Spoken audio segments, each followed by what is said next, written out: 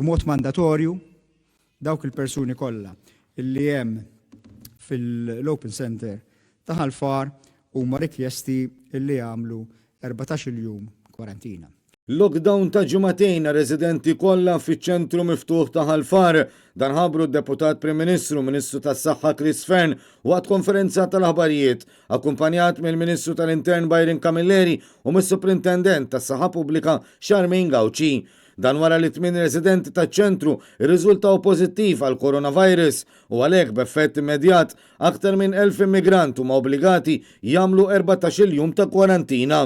Il-Ministru Fern insista li din mhix kwistjoni ta' razza, iżda bħal fil-każ ta' kwalunkwe persuna oħra qed jittieħdu l-istess passi anke f'dan iċ-ċentru. Meta mistoqsija minn Net News il-Professur Gauci ikkonfermat li wieħed minn dawn it-8 irriżulta pożittiv matul il-ġurnata tal-Ħadd.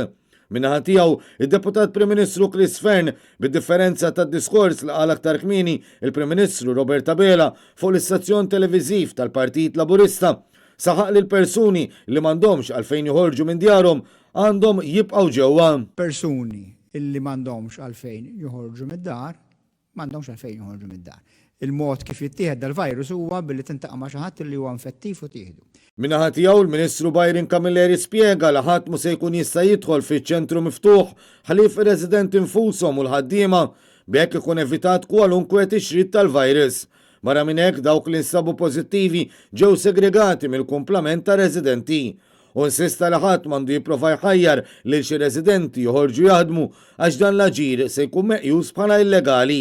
Camilleri spjega li l-impjegati fiċ-ċentri fosthom membri tas-sigurtà se jkunu qed jingħataw kull tamir ta' protezzjoni meħtieġ u li mhux se jkunu qed jagħmlu kuntatt mal-immigranti li s'issa ttestjaw pożittiv.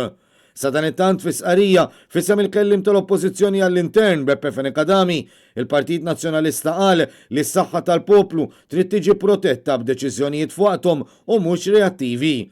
Il-miżura mħabbra mill-Gvern qed tittieħed tard wisq għax il-Partit Nazzjonalista kien ilu 10 tiem li wissa dwar il-periklu tat-tixrid tal-coronavirus f'ċentri bħal dan u anke fil-ħabs. Iżda l-Gvern ittama li dan ma jseħħx minflok ma prepara ruħu għal ħażin u issa il-ħażin qed iseħħ.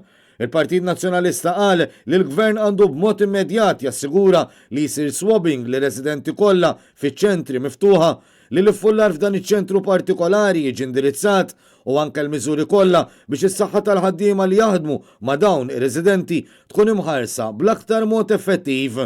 Il-Partit Nazzjonalista sellem lil ħaddiema kollha li f'dan il-mument diffiċli qed jagħmlu dak kollu possibbli biex jissalvagwardjaw saħħet il-poplu Malti u Awċi.